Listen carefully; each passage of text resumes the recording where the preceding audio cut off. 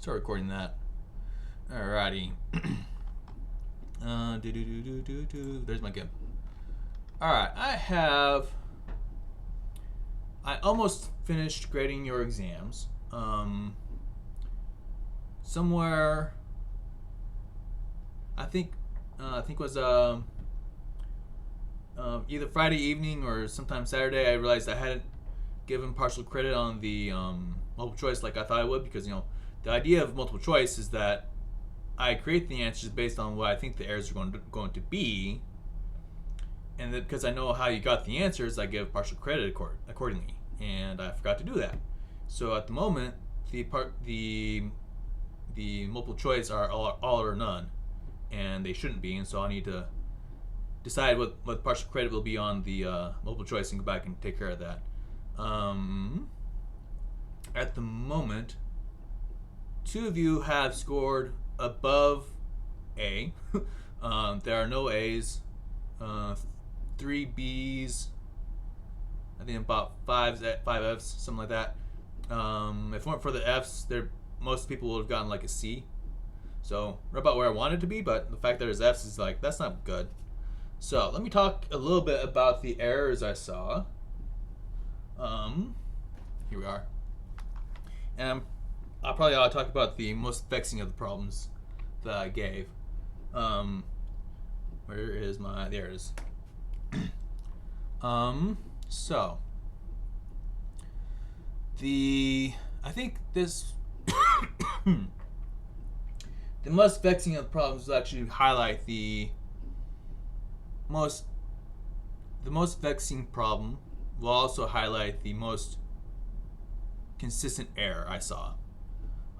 So the most vexing problem being that train problem. So some exams it was 11, others who knows what it was. So I had a train going up a ramp, incline of some sort or another.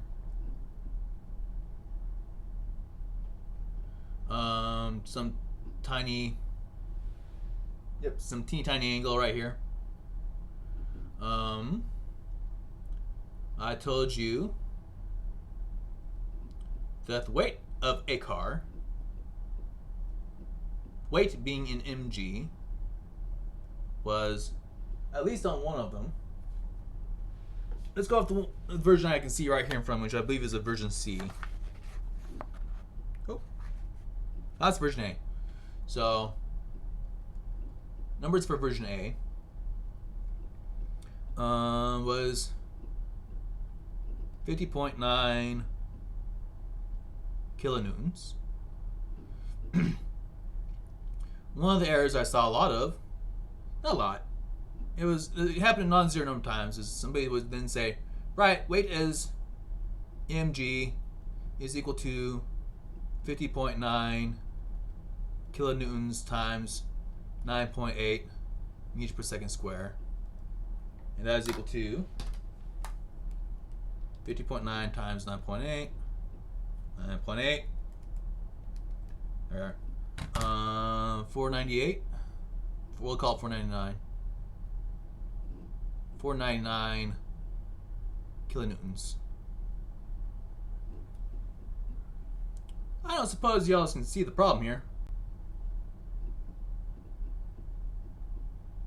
Got a unit problem. Alright, alright. We got a unit problem here. So what we're saying here is that a kilonewton times meter per second squared is a kilonewton.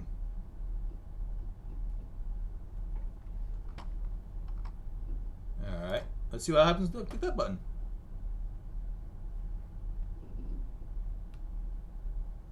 That was the feedback was surprising there. What happens if we click this button? Or this one? Pin screen as player tiles, don't watch as. Interesting. Interesting. Those are not useful.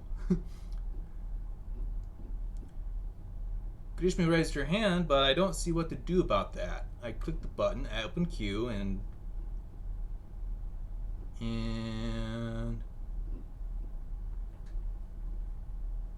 Yeah.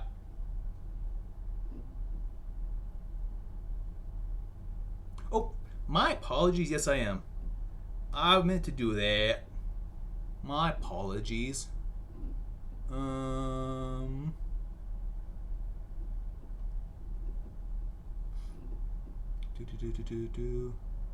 Better? Please tell me it's black on white, because it looks like black on gray to me. Is that correct?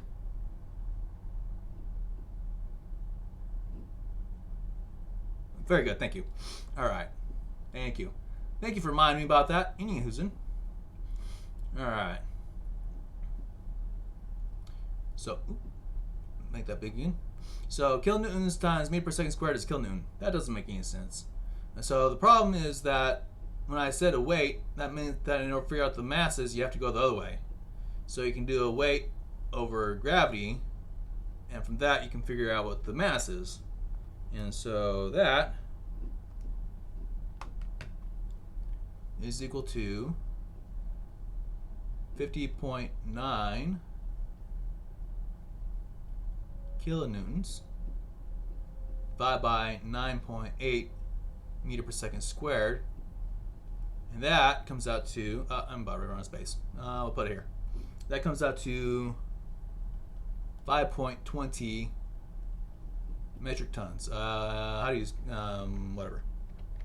The shorthand would be metric tons. You could also call it megagrams.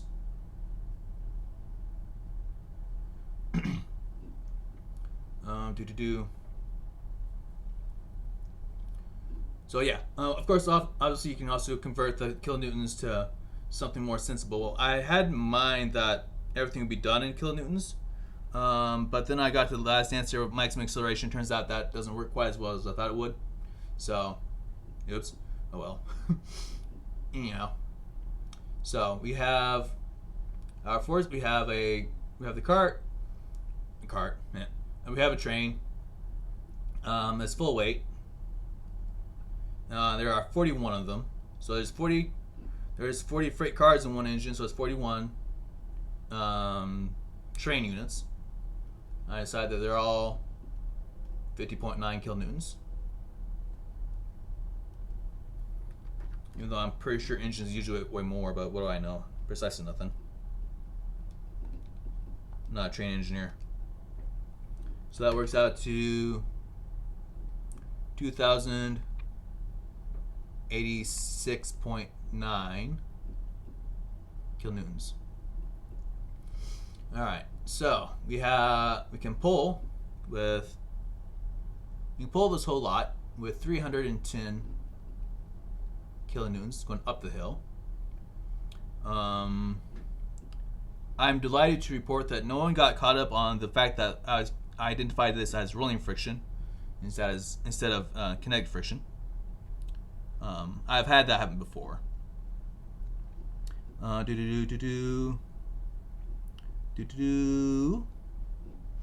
So there's that. So then we have a certain amount of friction going back this way. And then we have a normal going that way. And then we have gravity going this way.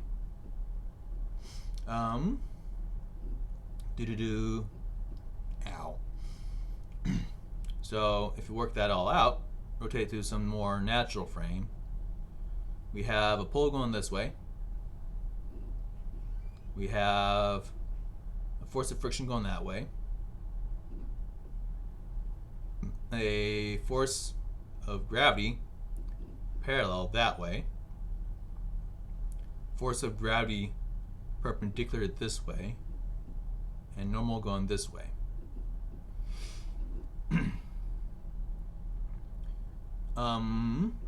I failed to mention. I did not specifically state that for this particular scenario, acceleration is equal to 0. That's not. Try it again. Acceleration is equal to 0. And I don't think anybody missed that. Fortunately. So now I can do my sums of forces. First, starting off in the perpendicular because I need that normal. And then that is equal to, well, I got normal going up, and I got force gravity perpendicular going down. That is equal to 0 because we're not going anywhere up and down. So normal is equal to F gravity perpendicular, and that is equal to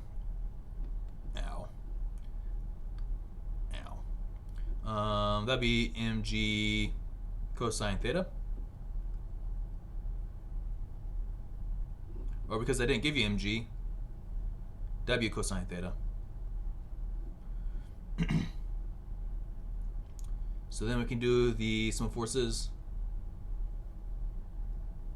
parallel. And so then we have that we have the pole going up. We have the force of gravity parallel going down. And the force of friction going down. That is obviously equal to 0. So I'm punching our, well, nope, we don't want to do that. We want to punch in the equations that we know. So force gravity parallel, that would be W sine theta minus mu normal equals 0, which means that that's, so go ahead and punch in the normal there. W sine theta. Sine theta minus mu W cos theta equals 0. Now we can solve for mu. Move that to the other side. P minus W sine theta equal mu W cos theta. And then divide W cos to the other side. And so we get that P minus W sine theta divided by W cos theta, and that is equal to mu. We punch in our numbers. That is 310 kilonewtons minus the weight of everything. So that's 2086 point. Be right there. Let me finish punching in numbers here. That's a miss. 2086.9 kilonewtons divided by and forget the sign. Wait. Oh, that's not what I'm looking for. You're giving mu, didn't we? Nope. Yeah, we're good. You're given theta. We were told that theta for this one was 3.1 degrees. Some teeny tiny angle. So good. Sine 3.1 degrees.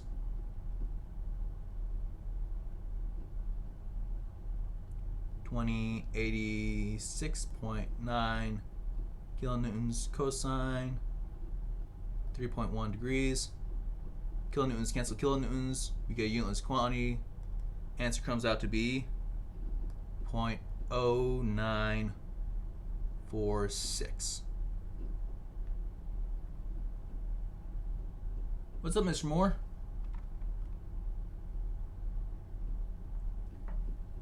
Yep. So P is this thing that we're pulling with.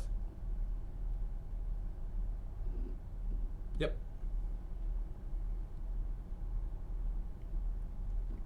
All right. So. All right. Ow. I haven't flew socks, you know? Anyways. All right. So, one of the problems I saw a lot of, I don't know if I saw a lot of it on this one, but I did see a lot of it, is that I would see something like sum of forces parallel is equal to pole minus F G parallel minus FG perpendicular minus force of friction equals 0. Well, got a problem here. These two right here. These guys are going this way. And this guy's going that way. You can't add and subtract these guys. It's not a thing you can do.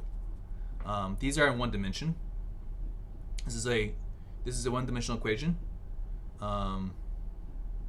So when I have a sum of forces, is a vector equal to a mass times acceleration vector, which immediately implies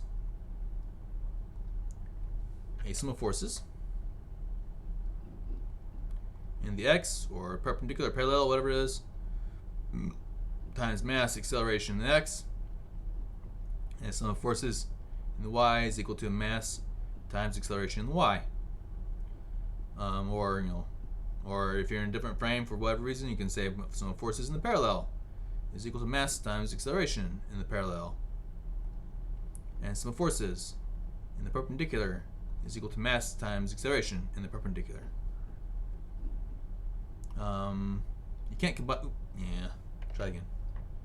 You can't combine these together until you get back to a Pythagorean theorem, and even then, once you're in Pythagorean theorem, you're basically in a new rotation system. So you can't really do much more from that unless you actually want to go into that rotation system.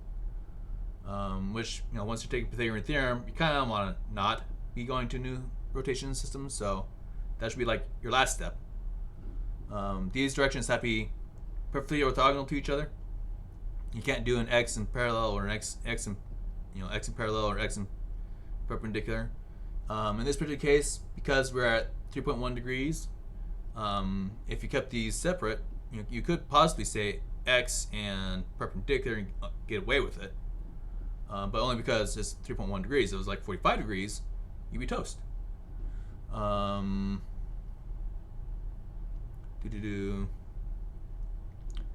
think I should go ahead and finish off the problem, considering that so many didn't complete it or didn't complete well.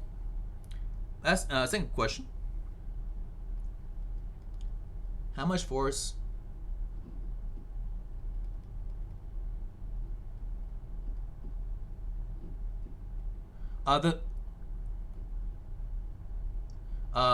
the initial question was the coefficient of friction. Where is it? Yeah, it didn't wholly state the whole question, but no, this is question 11, the train problem. Question 11 off of version A.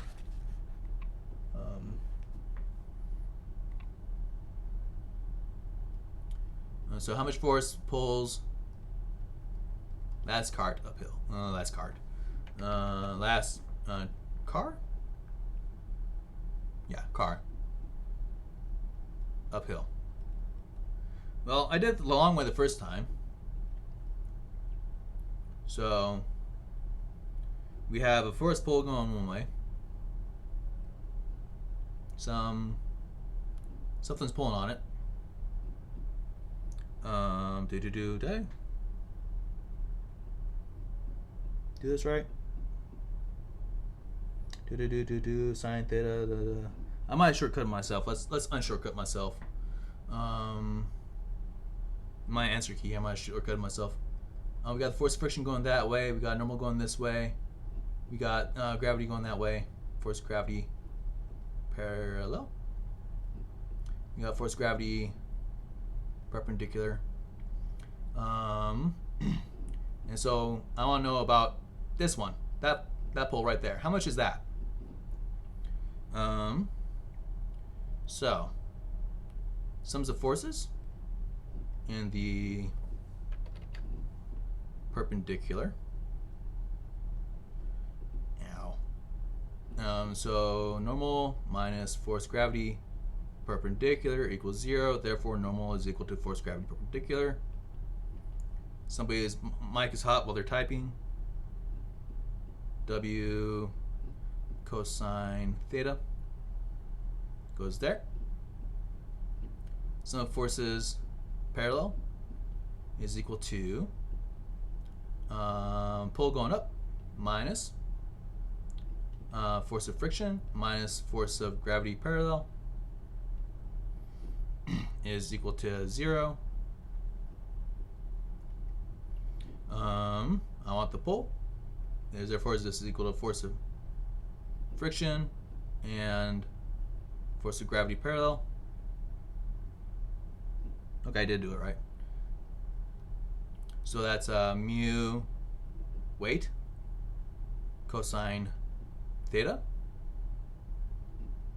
and that'd be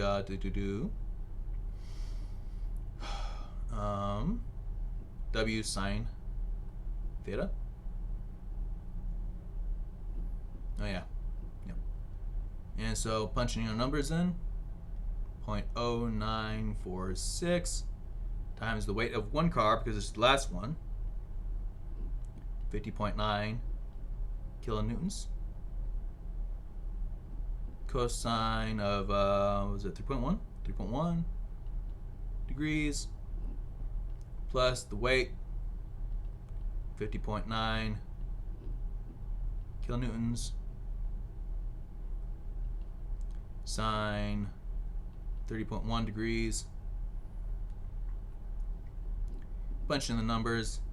Calculator says 7.56 kilonewtons. I looked at that for a hot minute. Wait. So you're telling me that the pull on this one car is equal to the pull on 41 divided by 41. Essentially, yes. That's essentially what's going on here. So there is a shortcut to the answer, other than going through all this hot mess here. This is in fact 31. Was it 310? Yep, 310 kilonewtons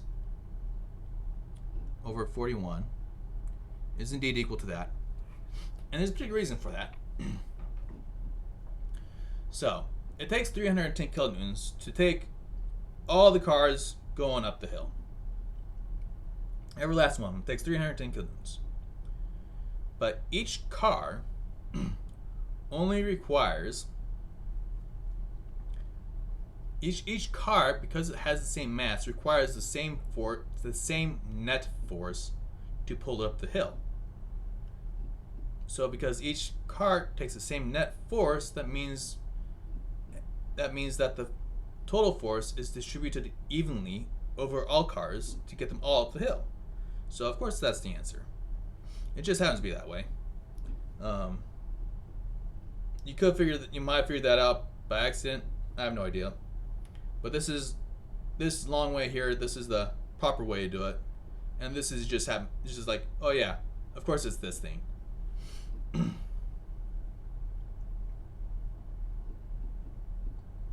What's up, Aiden?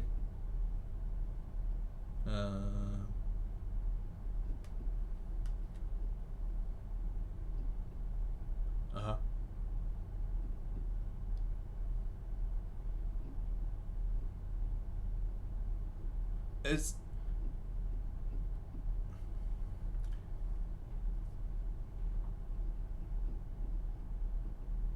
so no, the acceleration is 0, but the velocity is non-zero.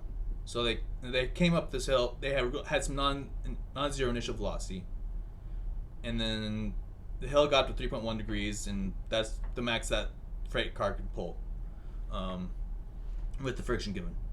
So the actual velocity of this car is not relevant to the particular problem, other than how to get there. Let's see here. So I think I missed the rest of the question over that particular tidbit. What is the rest of the question?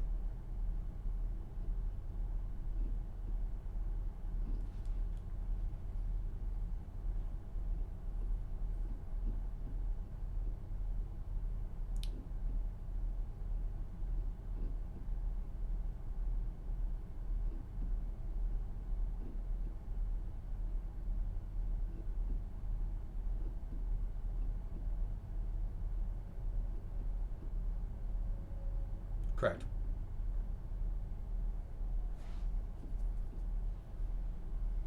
All right.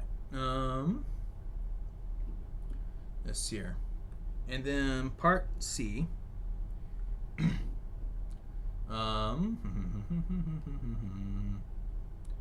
This here. I would like to reuse some work here.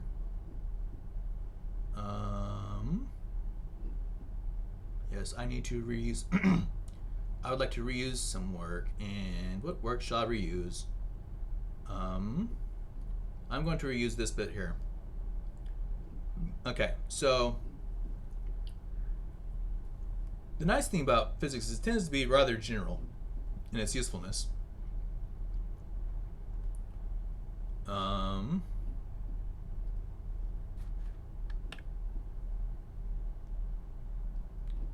And so, with that in mind, I'm going to recycle some work from previously. Last question. Oh, come on.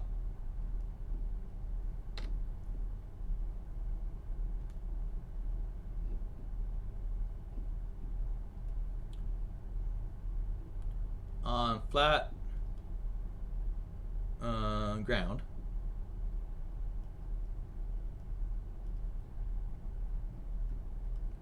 what is max acceleration? Oh, come on. You just call it max A. Okay, well, if it's on flat ground, that means that theta is equal to 0, which means that this goes away. And so now I have the P minus mu n is equal to ma.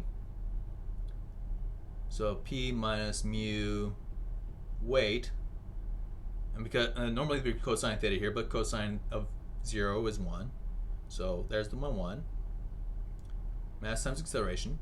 Well, I've run into a slight problem here. I didn't provide mass, I provided weight, so I have to take this and divide by g. Alright, well, alright, we'll take that and punch it in. So push minus mu weight divide by weight over gravity. Let's back up just hot there. Divide by mass is my acceleration. So then P minus mu weight divide by weight over gravity. So if you want to, which I would probably recommend, you end up with yeah, you can do this in kilonewtons. You can actually, yeah, let's do this outright. So multiply top and bottom by g. So g goes there, minus mu w gravity divide by weight. I think at this point, this would probably be a sensible place to stop and punch in numbers. Because at this point we can see that we have, in terms of units, we have a kilonewton times meter per second square minus 1 coefficient. This is a coefficient, therefore it is unitless. The weight was given in kilonewtons. Gravity is a meter per second square again, still. Divide by kilonewtons. Well, kilonewtons cancels kilonewtons. And so we're left with something that is in meters per second squared, which is actually the kind of units that we're looking for, not something ridiculous and whatnot. So there's a certain amount of, sometimes it's good to change out units, sometimes it's not. This is one of the cases where you could do the whole problem in kilonewtons and meter per second squared. It does work, but I wouldn't blame you if you changed them out for some more sensible SI units, because it works either way. The physics doesn't care. Question is how much. Question is, where do you think it's going to hurt your head the most to think about the units to get them right? If you think it's going to be about making sure the units are going to work out right in the end, then going to base SI, perfectly sensible thing to do. As I've said before, and I'll probably say it again, there's 5, 6, 10, who knows how many correct ways to do a problem. And, So long as it's the correct way and you get the correct answer, then I don't care, because it's the correct answer and it's the correct way. Unless, of course, I specify something, which I don't think I will usually. So and so once you punch in your numbers, let's see here. This one comes out to a whole acceleration of 0.529 meter per second squared. Questions about that particular problem?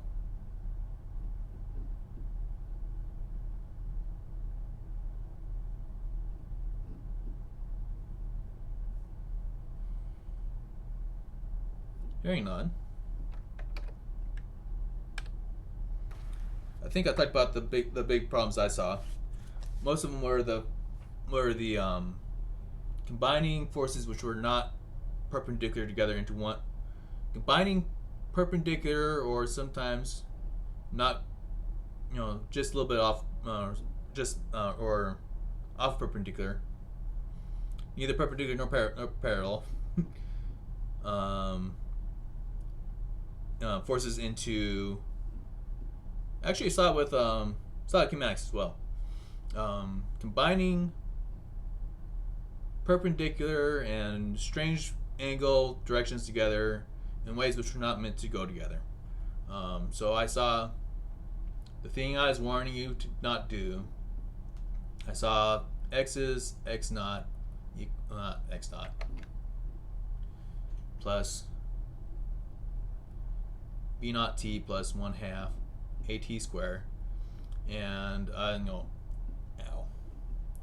x would be headed, x was off this direction, x naught would be up here somewhere, and v naught would be headed this way, and a was gravity headed that way. It's like, no, you can't do that. And it almost never worked, except for the one occasion where it did. V squared is equal to v naught squared plus 2ad. That's the only case where it does work. And today, we find out why. Why does this work? Why does this work in multiple dimensions when these fail? Today is that day.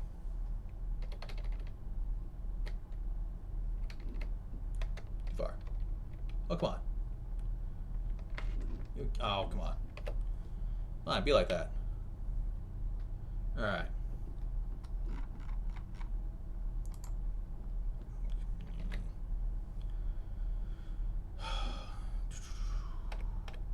These are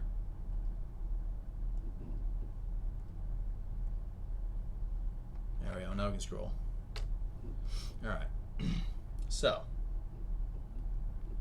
today is the day we find out why things work the way they do. All right. So work. Let's back up just a hot minute. This is the chapter on work and energy. I'll probably talk about work and energy the way the book does, and then we'll talk about the way I think about it. I don't know why textbooks keep doing this, but they do. I think it's chapter 6, I think it is. So work.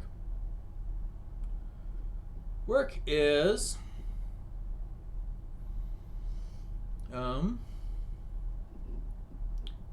force dot. This is the one case I like showing where things pop up, where the math gets buried. So the compact way of writing work is this F dot displacement. So if we have some object and it moves from here to Control C. Nope, not that. Give me an R. Control C. Control V. Anchor that.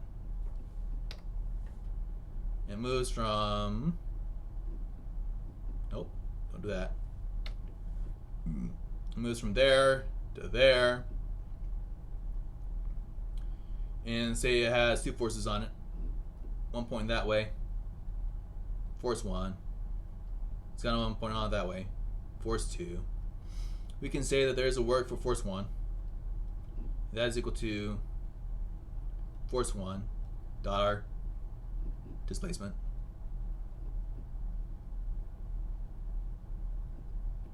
And there's a work 2. And that's, come here, force 2 dot the displacement. And there's a work total. And that is equal to force 1 plus force 2. Keep in mind that these are vectors. Dot D. We would say net force, F net dot D. We probably won't be quite this. Yeah, actually, we can be. We won't be particularly obtuse about it, in my opinion. So we do this kind of stuff. But the book doesn't like to do that. It likes to bury this dot product business. It likes to call it work is equal to, actually, this book likes to call it F cos theta S. I've seen another book called F parallel S. So the idea is, what that question is, how parallel is the force to the displacement? So if it's an F net, well, problem is if there's initial velocity. If there's initial velocity, then displacement is not going to be parallel to the net force. The question is, suppose we had ow.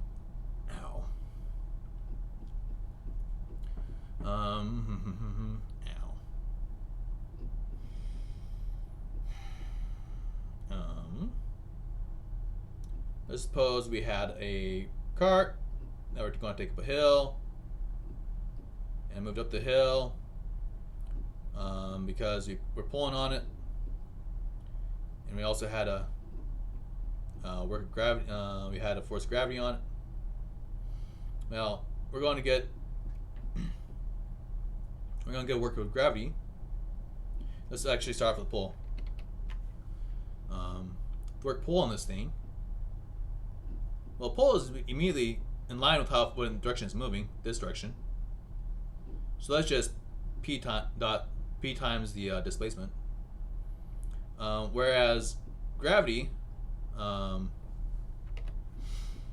it's the angle that is being aligned with work there is actually, I did not give myself enough space. Let me back up and give myself some more space here. Try one more time. Bigger ramp.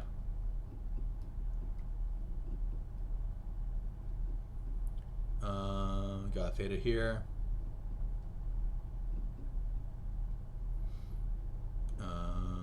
Got force of gravity here. And that's the whole thing. And we're pulling up the hill with a pull, and there's parallel with the displacement. So the work of the pull is equal to the pull times displacement. But the gravity, which is misaligned to this displacement here, its angle with that displacement vector is actually this much. This phi here. And so the work of gravity is going to be your gravity perpendicular times your nope, no it's not. That's a lie. It's going to be your amount of gravity parallel times your displacement, because you want the parallel bit. And so that works out to be mg sine theta.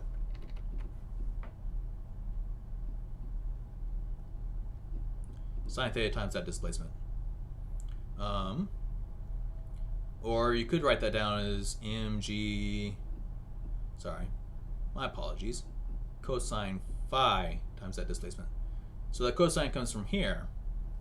So we have cosine of this angle here, which, because it's the complement to this angle over here, can get us back to the sine of theta. So depending on how you prefer to look at it, I prefer to think of it about the gravity parallel, which gets me to my sine of theta. If you are studying with, I think the guy's name is Tyler, over here on the in the study area next to the water fountain and the whiteboard on the third floor over here. He likes to think more about the cosine phi here. What's up, Aiden?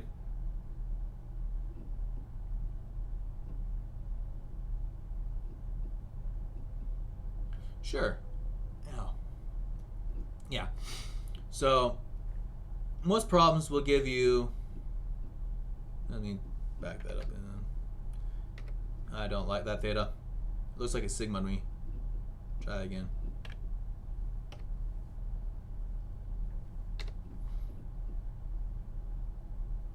Alright, so this theta here is usually the angle that is given.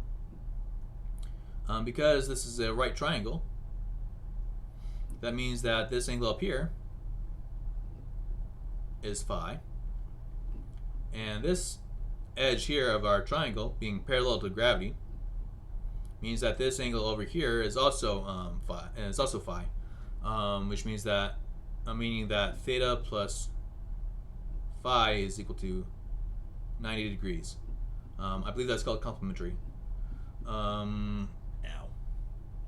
Which means that you can take your cosine phi, this angle here, which is the alignment between your force of gravity and your displacement, and turn it into sine theta.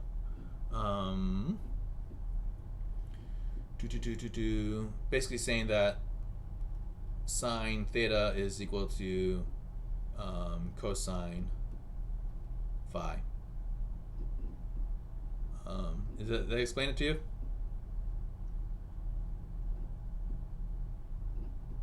Okay. The way that this is, the way we know that this phi is that phi there is because of the what do they call it?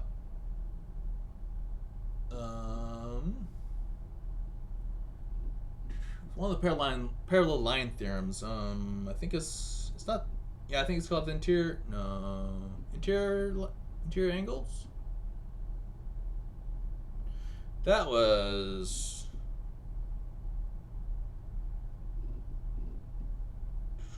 That was the 10th grade when I took geometry.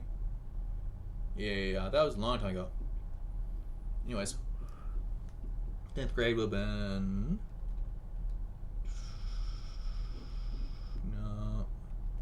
19 years ago.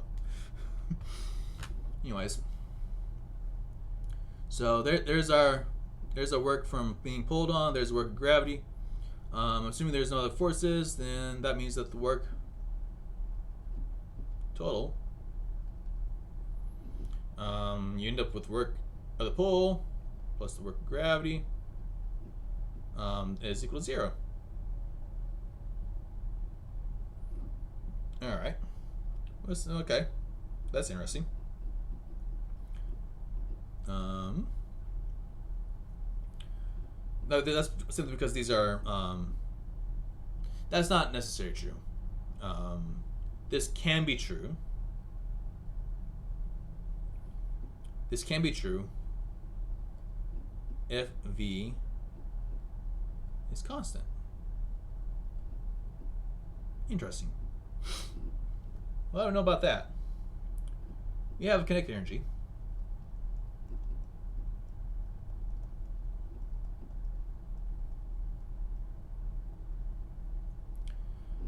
I prefer to abbreviate it as KE. I've seen others abbreviate as K.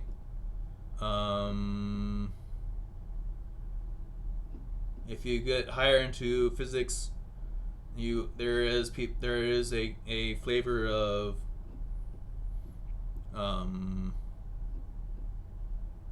there's a particular way of doing classical mechanics where they call it T. So I'm going to stick with KE because it's kinetic energy. I didn't check what the book had. It's probably K. That seems to be the standard at this level is K. Kinetic energy is equal to 1/2 mv squared. Somebody went and proved the work-energy theorem.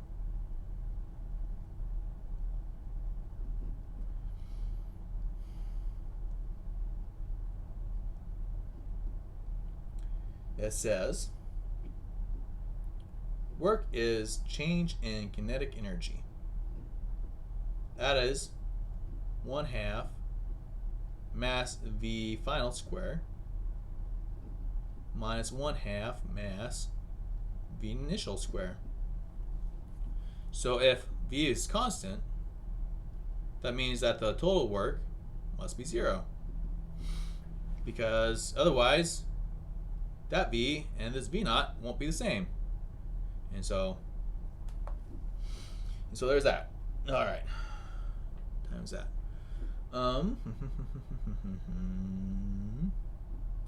So let's prove something in particular.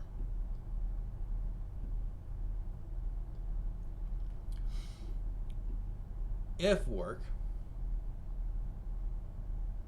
since work is change in kinetic energy, and force times displacement, we can prove something very particular. So we have, in particular, I require force to be constant, which means that force must be constant, which means that we have a mass times acceleration. So we have our change in kinetic energy, 1/2 mv squared minus 1/2 mv naught squared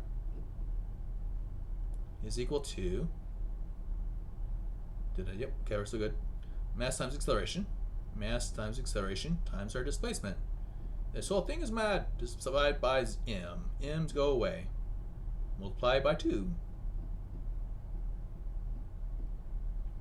Alright, so I have v squared minus v naught squared is equal to 2ad. V squared is equal to v naught squared plus 2ad. Oh, look at that. It's the energy conservation kinematic equation, isn't it? And so the reason why it works so well is that work as a scalar doesn't know anything about directions. And so the only thing in particular that we need to know about is the net force aligned with the displacement. And for most of your problems, it is. Which is why when you throw things off of buildings, and I ask for velocity here, having given v naught going this way, and a height, well, all of the acceleration was going down the entire distance, and the displacement that's of real interest is this h here, even though you're displaced this way, but we only care about the amount that's aligned with this force of gravity, and so that's an h. So it all works out because more often than not, you basically end up with a thing that doesn't know about direction and a thing that just so happens to be aligned, and so it works usually. And they only don't work when they're not aligned, which is in this class is hardly ever. So that's why it would work, even when it was, shall we say, misapplied. All right.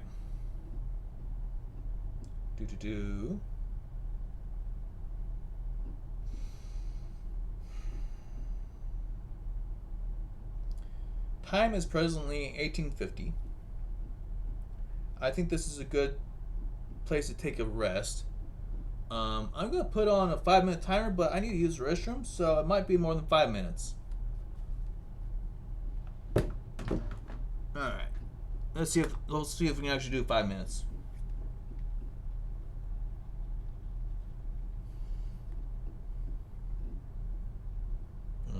Clock, timer, 5, start.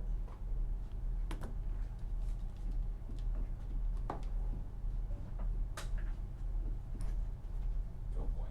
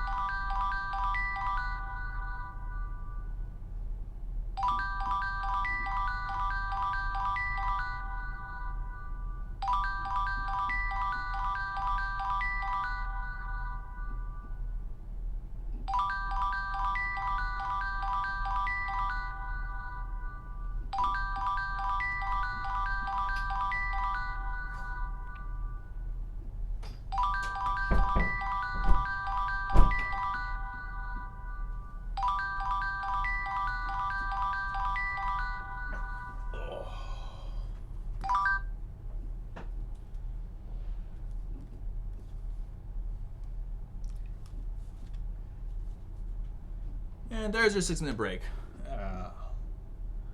Yeah, we're deteriorating here. Oh, all right. Y'all's back. Anybody missing? As a as raise your hand if raise your hand if you're not here. Yeah. I'll go ahead and assume that you are back because I said 5 minutes. It took me 6. What's up, Brooklyn?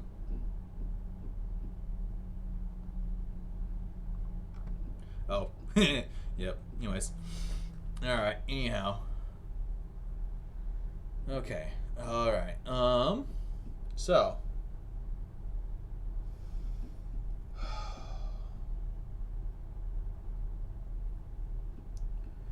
Do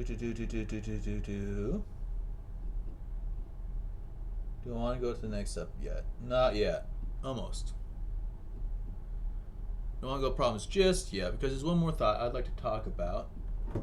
So we got energy. So energy, I think I failed to define energy. That's terrible of me. If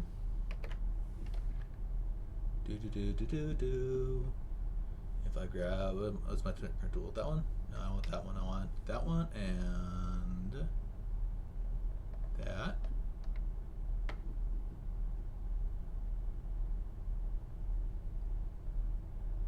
And this. Oh, I'll just keep this as well.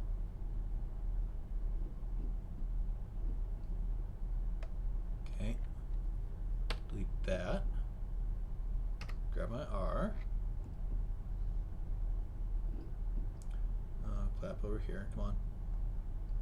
Okay, good. Grab this. Control X. Control V. Bring it up to here. Anchor it. There we go. All right. I defined work, but I haven't defined energy yet. I mostly defined work. Let's define these things a little more clearly here. So energy is ability to do.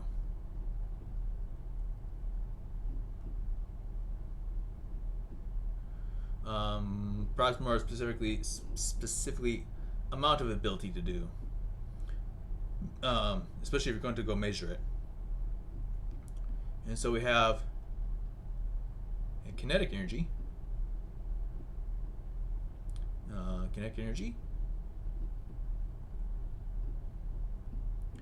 Which is energy that is doing. Energy on the move, one might say. And whack it something with kinetic energy into something else is going to do something to it, probably. We also have potential energy.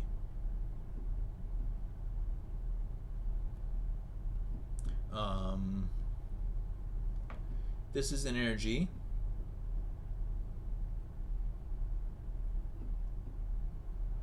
from position.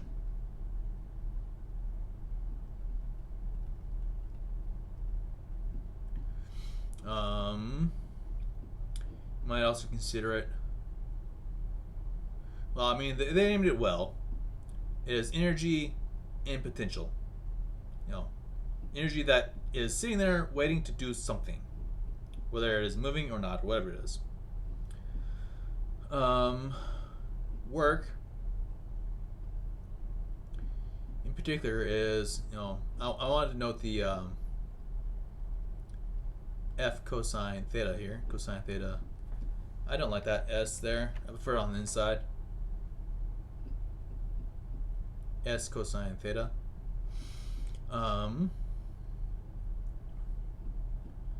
So if there's no force, if F equals 0, then work equals 0. well, that's kind of an expected thing to happen. If we can put an F in there, right? This was a little more interesting here. If S is equal to 0, that also implies that work is 0.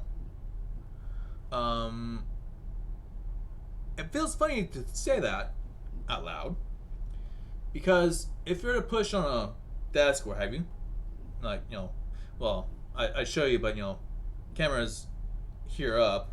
But if I push on my desk, and because of how massive it is compared to me, it's not going to move, which means I didn't no work on the desk. I'm no work on myself because the chair is displaceable, but there's no work being done on the desk here.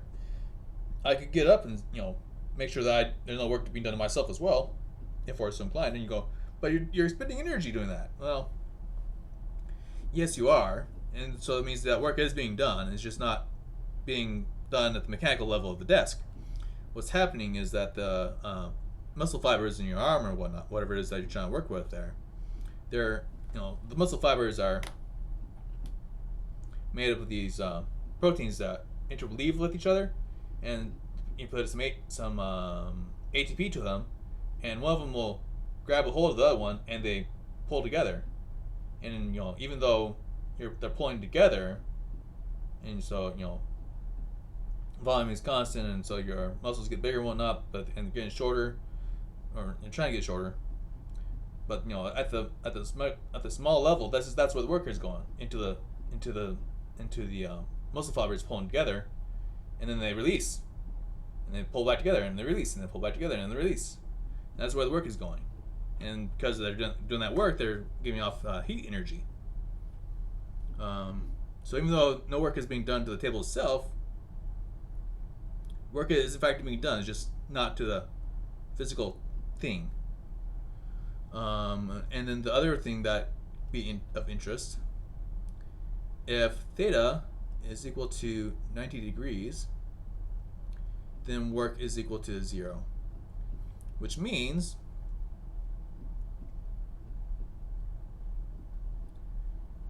that if we have an object moving this way, not that way. There we go. If it's moving that way, and we have a normal force on it, well, normal is 90 degrees to V, and also therefore to the displacement, which means that normal force does no work, usually. Normal force can do work if the surface is moving. In this class, that's not going to happen. So, as far as you're concerned, always. I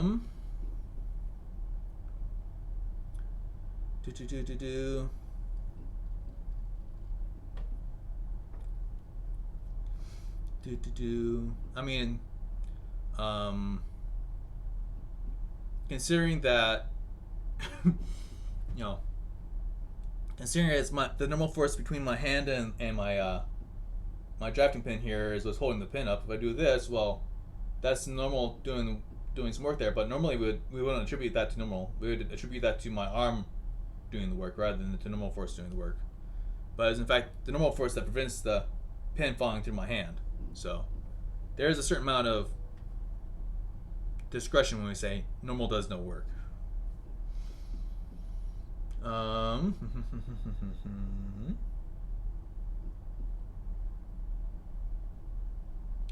This guy right here, or this guy over here. S is displacement. S is, I really hate S for displacement myself. Displacement. I prefer D myself, but the book likes S, and so sometimes I'll use S, sometimes I'll use D. Anywho, work, potential energy. Alright, done all that kind of definition nonsense. Alright, potential energy. Alright, potential energy.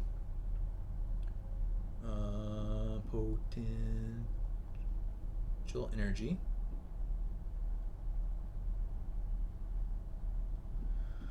I prefer to abbreviate it as PE. Depending on the textbook you're looking at, you can find it as V. You can find it as U.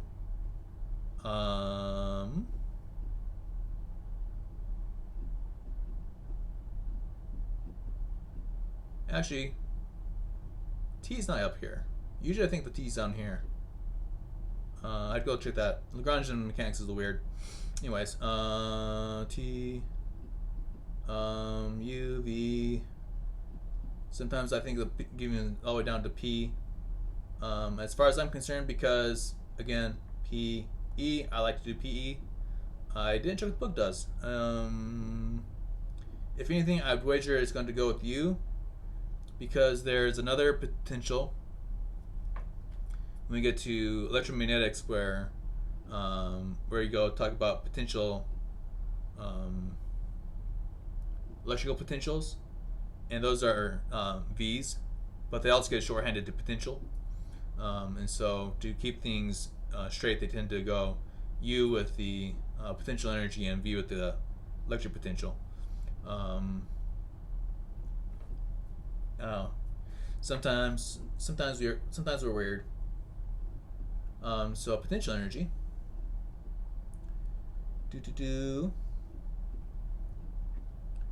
So work from potential energy. Now let's find out if we got this right. I believe it is minus change in potential energy if the potential energy does the work. In this class, we will have two of them. We should have two of them. The book highlights one. Come here. And it is potential energy of gravity, which is mgh. In my opinion, it should also be highlighting the elastic potential energy. It is probably holding off on this one, but it's 1/2 kx squared.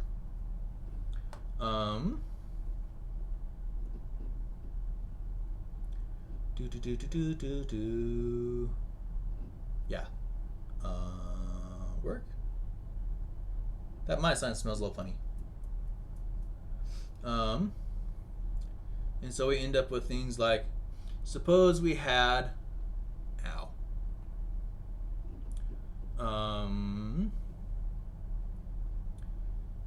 so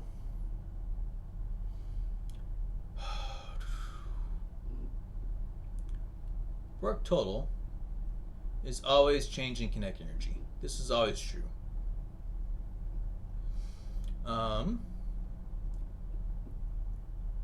Suppose it were to come strictly from gravity, potential energy, gravity.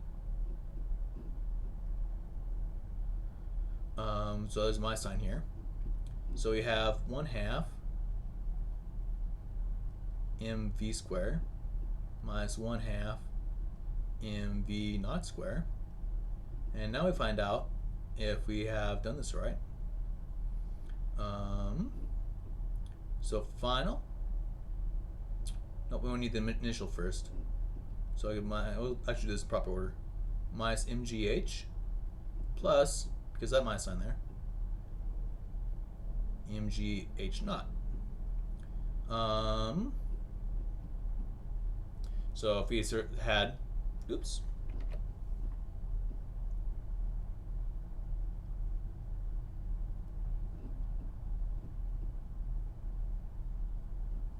If we had some path coming down a hill, it came down,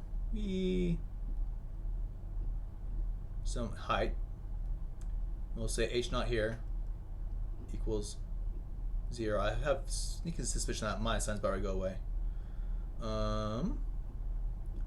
So then, and we say they start from rest, so V naught is 0 for rest. Yeah, I'll bugger that off. Try again.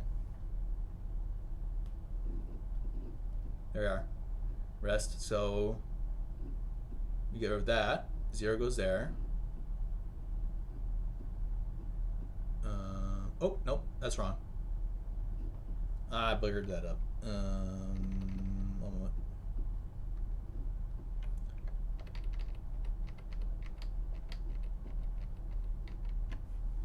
So this is my H naught here. We're starting at the top. And V naught is 0 for rest, which means H is equal to 0. Okay, we're good. That's 0. So now I can say gravity. We're coming down the hill. Divide by m. And so V squared is equal to 2gh. Take the root. V is equal to the square root of 2gh. Interesting. So apparently, according to this, it doesn't matter how we come down the hill. We'll always have the same velocity when we get down to the bottom. I have a demonstration in mind for this, but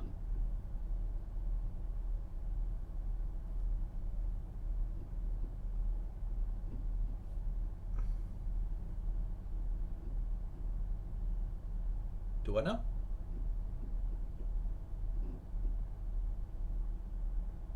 Yep.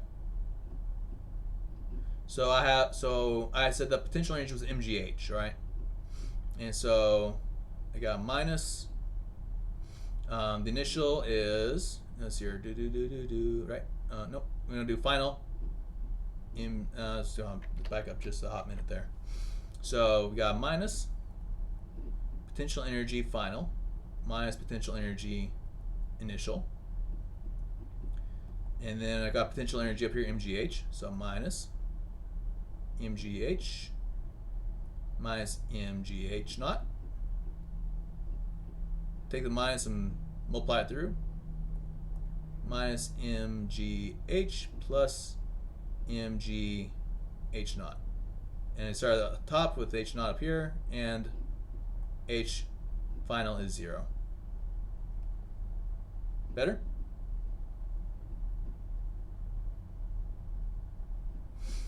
So the velocity, so there's a demonstration out there. We can roll marble down a hill, and you get a velocity out the other side.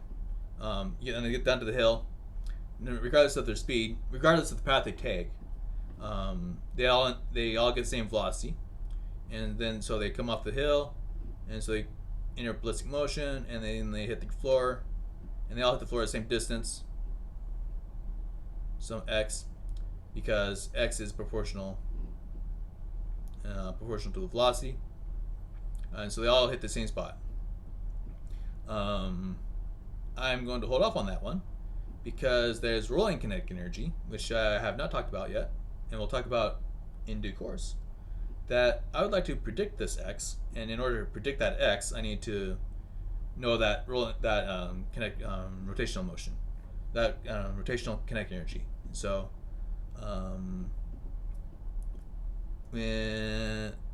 so when we get there, we will do that because I'll be able to take a prediction. MGH, anyways, but as far as we're concerned, velocity is always the same, no matter what kind of path it took down the hill. Doesn't matter if it was straight, doesn't matter if it was Pikisochrome, doesn't matter if it's some wavy thing. They all get to the bottom and they all leave with the same velocity. They might not arrive at the same time, but they all leave with the same velocity.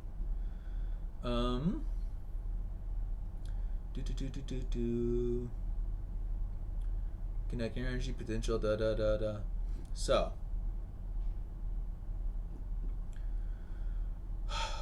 okay. All right. time is something very good. Alright. I am going to go look through my notes here and figure out what the problem. So that I said some weeks ago that I was going to come back to this a particular problem involving the ramp when we got to kinetic energy, when we got to energy stuff, and that time is now. So let's see if we can find it without too much headache here, which I already have. Just fractions, half planes, slope, reaction, forces, inertia.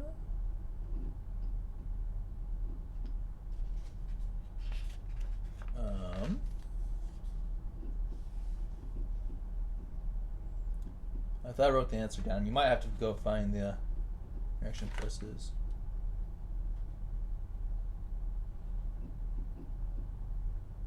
Tension. Menzel. Should be about the time we got to forces. I don't see. Not everything I do is in my notes.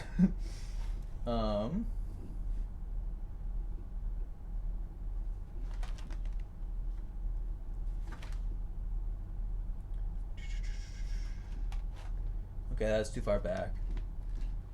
All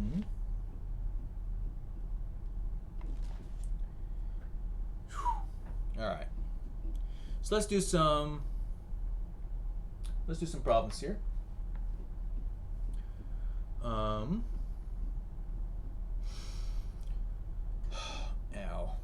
Oh.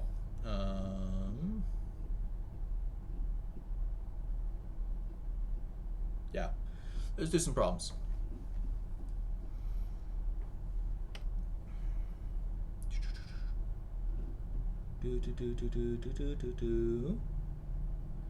So, let's actually not do some problems just yet. So, a lot of books like to talk about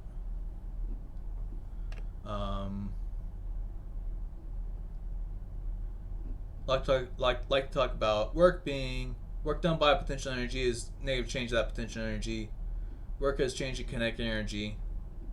Particular, it's going to need a work total. No, not that one. This one. No, I do want that one. And it's like, why are we dealing in changes of things?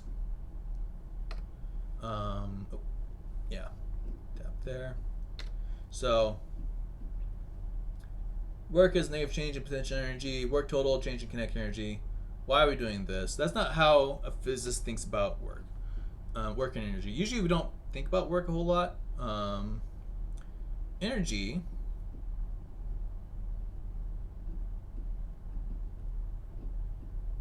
is not always. Come here. Is often a conserved quantity. Conserved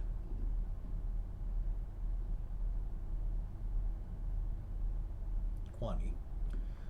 So how physicists tend to think about energy and work isn't about changes in work. We're more interested or changes of energy. We're usually more interested in energy initial, and energy final. So what often happens, we'll do something like work.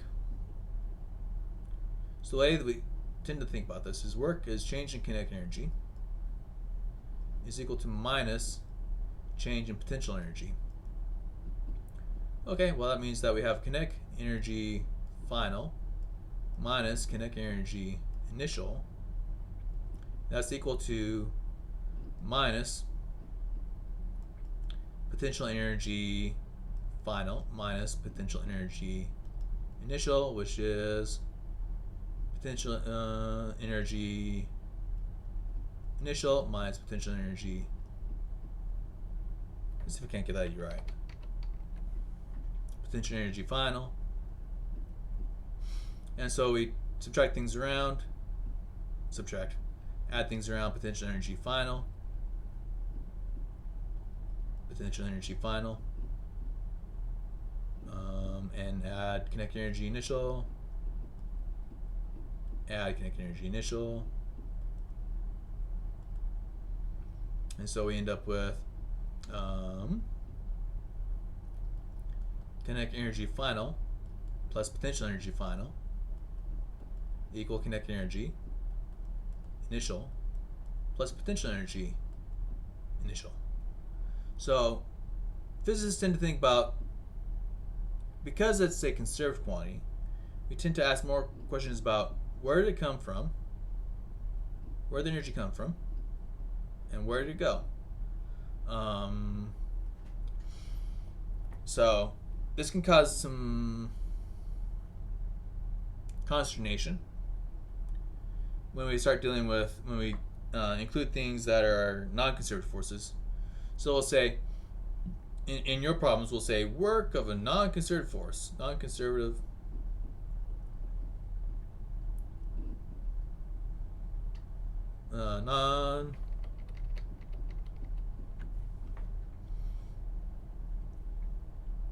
conservative force is equal to 60 joules. Okay, where is that supposed to go? So it's supposed to be over here with the kinetic energy, and so given where the positive kinetic energy, positive change, so that means that our work other, usually this will be a work, this as work other, so we end up with our work other here. Ow, head. In this class, you're either going to end up with non-conservative work other handed to you from on high, like so, or you're going to end up with work of friction.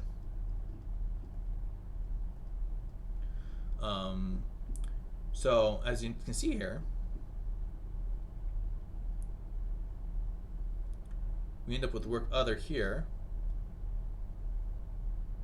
right? Da da da da da. Is that where that goes? Do do do do do do do do. Hold on a moment. I usually get this kind of thing backwards, because how I view work of friction is I tend to find it as a work done by friction, and so it's a work consumed by friction, and so it tends to me to feel like a final position for the work. And I think a lot of other people end up with it on the initial side as a negative. Right? Yeah, so I did that wrong. Right? Initial needs to be negative work. Yeah. I ended up with that in the wrong spot. So we usually end up with a work other. And so quite often we end up with the proper place for that would be over here. But I tend to put my work friction over here as a positive value, and so over here as a negative value, because to me work friction is a destination for that energy. But the question is,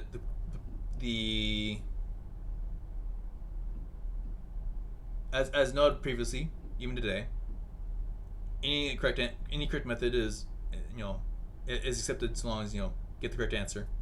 And so if you end up here, yay, or you could put it over, or you end up with a minus work other plus kinetic energy final plus kinetic energy initial, no, not final,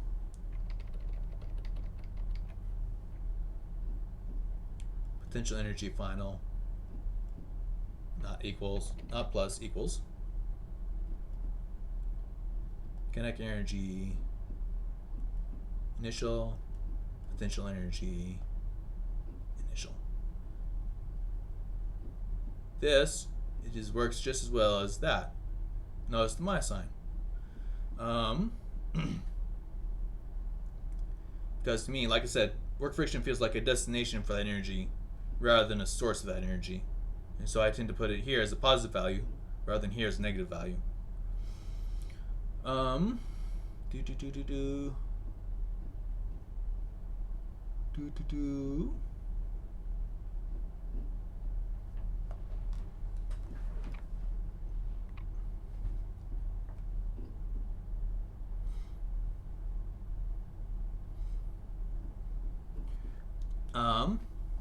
Yeah. Yeah. Yeah. Yep. I was trying to figure that out myself, and so that's how I ended up with that kind of nonsense. I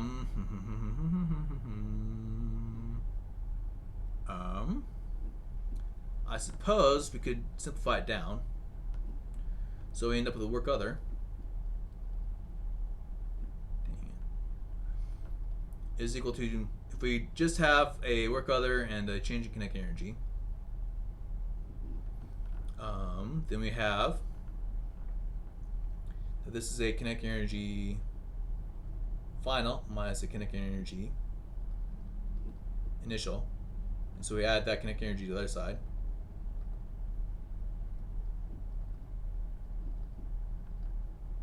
And so yeah, I understand how you got confused because I was also confused.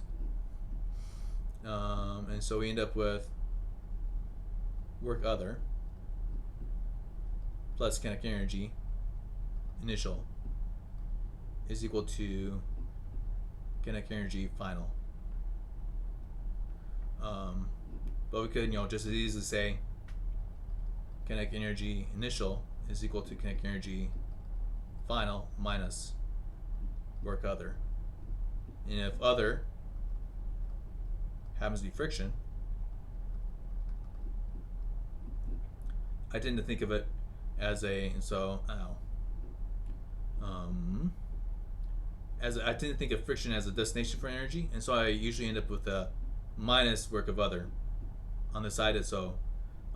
Because it's working against everything, that work friction is negative, so negative times negative is positive, and so I end up with a positive work of friction on this side rather than the negative work of friction on this side. Like I said, either way works, just as long as you keep track of what it is you're doing. Does it make sense? What I did, how we end up with our signs here?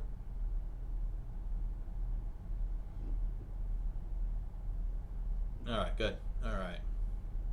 So now that I've talked about how I think of energy as a physicist, let's actually apply it to a question. So I believe about 2 weeks ago, maybe 3 weeks ago,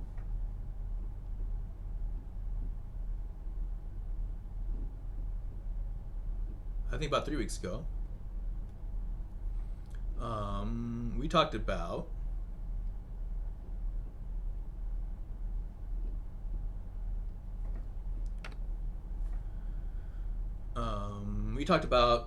stuff on a ramp.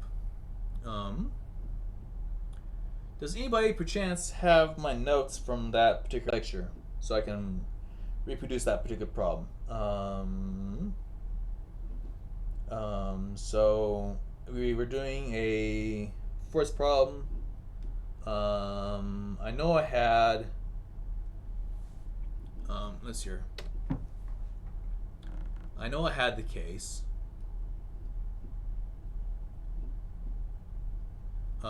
Possibly. Click on that one. Teaching.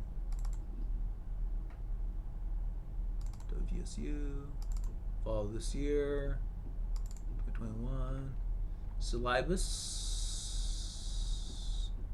This one. Do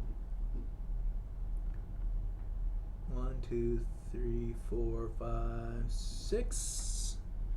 Should have been lecture 6 or thereabouts. 1, 2, 3, 4, 5. Should be about the second or fourth.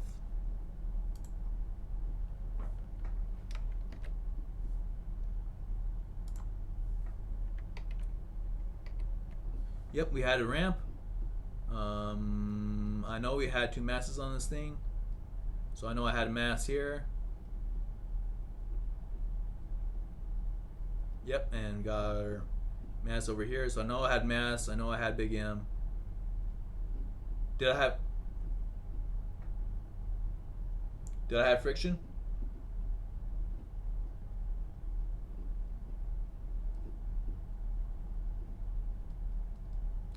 All right, 0.6 for that. Theta was 30. Big M was what? 40 kilos. And little M was 10.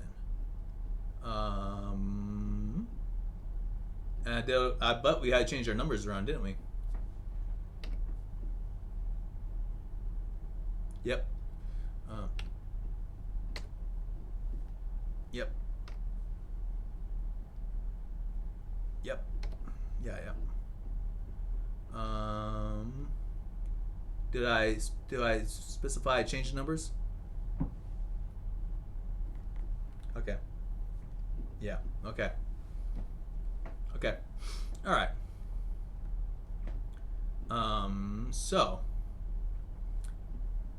I do recall that we ended up with a velocity and an acceleration. I would like to see if I can reproduce that result. So what was the velocity, preferably in formula form? Velocity was, it's probably under a root.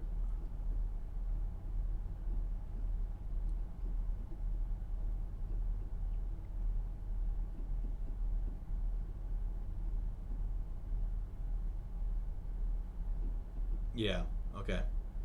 Alright. Alright. The problem, so, let's see here. Go back on that. Alright. So. Okay. So. And then V naught was 0. Alright. Meter per second. There we go. Okay. So. I believe I specified at some point that I'm pretty sure.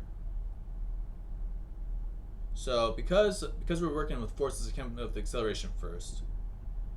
I know it was the other day.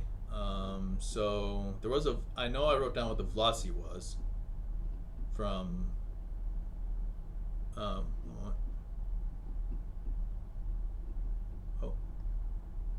Somebody just sent me an email. One of you just sent me an email. Kaylee sent me an email with the picture. And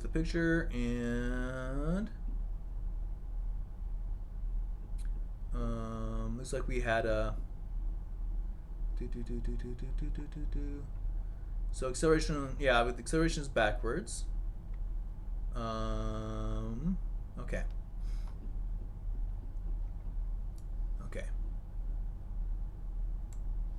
Alright, so Kaylee has provided me the answer to the question what V was.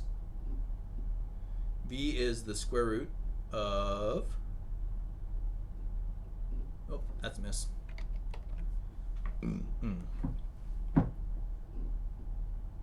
2 mg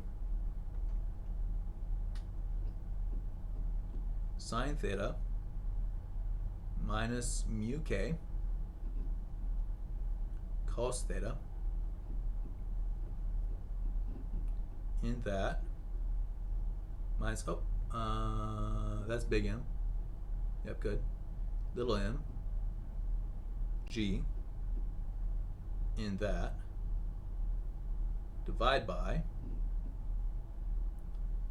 m plus m.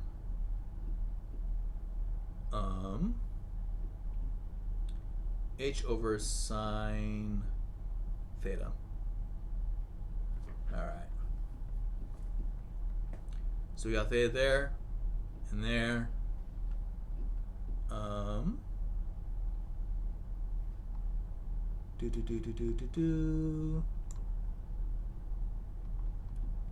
And we have an acceleration.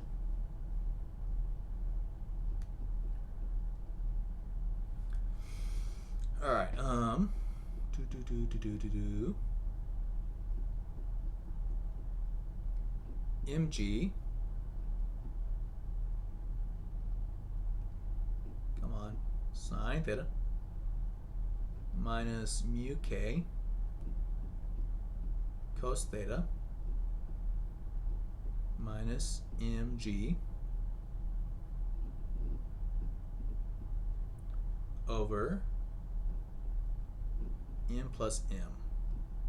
Alright, when I wrote this down, this little h on sine, I was quite hesitant about that. Let me have a quick look see through my work here, my previous work.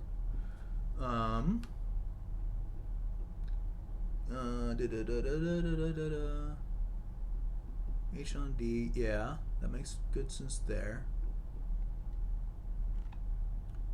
D. It looks like I did have changed numbers somewhere because I do have a velocity of 13.6 meters per second. So apparently there was a change in numbers somewhere at some point. Ow. H sine theta. That does make sense. Distance traversed. Yeah.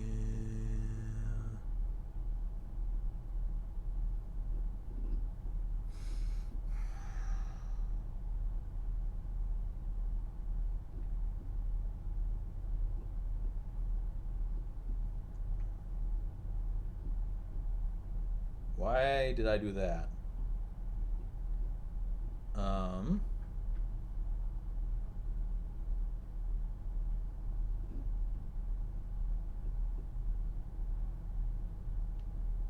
That was really strange to me to do that. Because it should be just the distance traversed.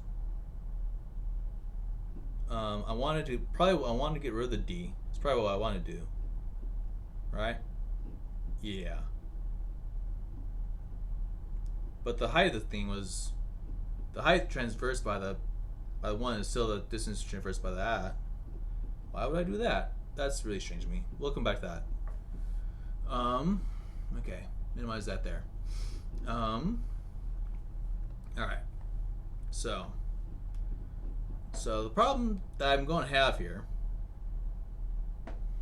is I'm pretty sure that the distance I traversed, this distance here, is going to be the same as this distance here, right? Because there's the farther this block comes, then that block has to go the same distance, which means that this needs to go away. Now this should work.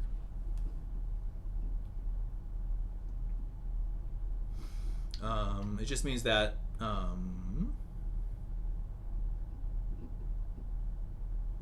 the elevation gained. Wait.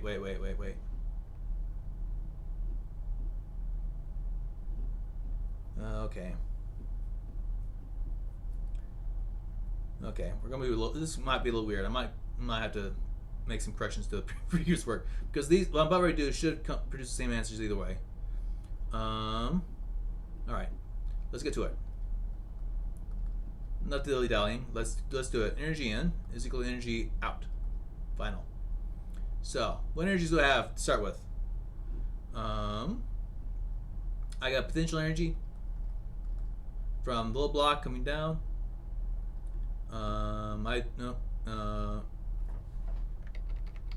Let's not do that. Potential energy of the little block coming down. We're starting out with nothing else. Nothing else as initial, and we're going to move that energy into the big mass moving up to moved up, plus a kinetic energy of the little block, or the big block, and the kinetic energy of the little block. So this is mgh coming down. Oh, and not yet.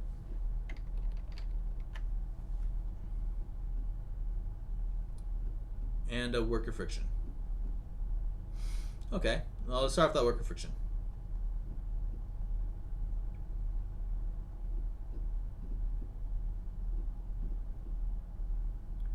it was starting at the quote bottom.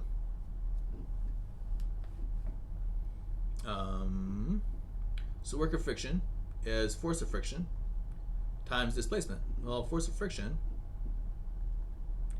is equal to mu normal. Well, normal, I'm not going to bother with all the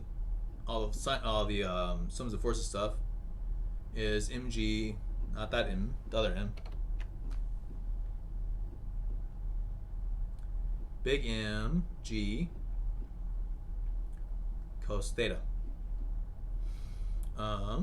That goes into that, compiling all the way back. Work of friction is mu mg cos theta. Okay, using our potential energies, which I think I erased. I think it, yep. So we have little mgh. Oh, and the displacement here, that's just h. Because you gotta move up h. Nope, no pluses there. Equals. Potential energy big M. So that's the big M. G H prime. Plus 1/2 kV squared. K, not K. I'm losing it. MV squared plus 1/2 little mv squared plus mu big M G. I forgot my D. H. H cos theta. All right. Well, what's H prime? This is probably where I screwed this whole mess up over here. It's probably with that H, displacement stuff. It's probably what happened. So H, we have an H over here that we're traveling up, and H prime. So for this big M that's moving up the ramp, it has to go up, has to displace along the ramp H, and so it actually needs the vertical H prime. And so that guy is going to be H sine theta. Yeah, that's probably how I probably screwed this up with all this stuff here.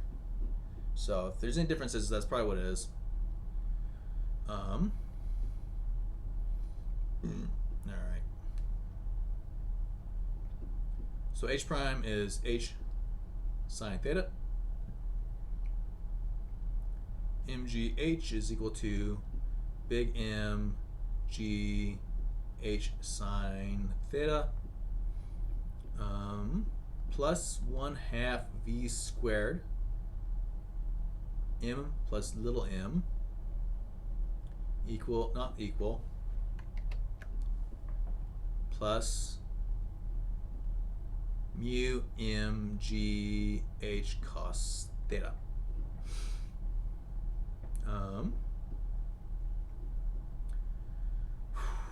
Let me collect the big M's together because that's what I did. That's what's going on over here. So let's do that.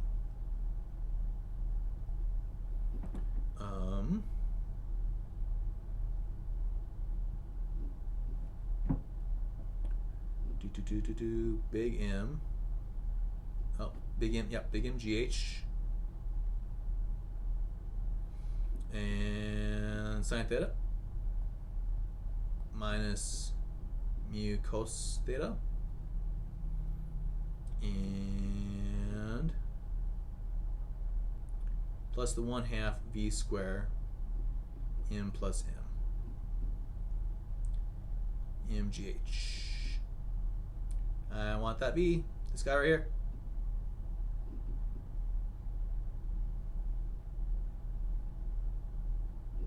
Oh, because I wasn't paying attention. Because of this minus up here, it said that should be minus. and things are smelling on me. My smell meter is smelling. Says that I managed to screw this up last time. We got 3 minutes. So let me finish this off, and then we'll figure out what Sam Hill I did wrong with that there next time. Multiply everything by 2. Divide everything by that big M. No, not yet. Gotta move that to the other side first. So I got 2mgh minus 2mgh sine theta plus mu cos theta is equal to v squared. Something I don't feel right about anything, which means that velocity is the square root of 2mgh minus 2mgh sine theta minus mu cos plus cos theta, and divide that all by total mass. Alright, well, I got a minute here, supposedly. So instead of trying to figure out what's going on and why these are different, I'm feeling something's up. So I am going to reconsider this particular problem and figure out how I managed to screw the first one up. And so we can fix the correct the previous problems, and I think that I managed to screw something else up on the way here. So we'll correct those problems too while we're at it. Anyways, I got a headache. Class is done in 15 seconds. So I'm going to go ahead and call it a day right here. And we'll pick up right here next time with answer corrections, with my own corrections. Make sense? Questions? I'll see y'all on Wednesday then.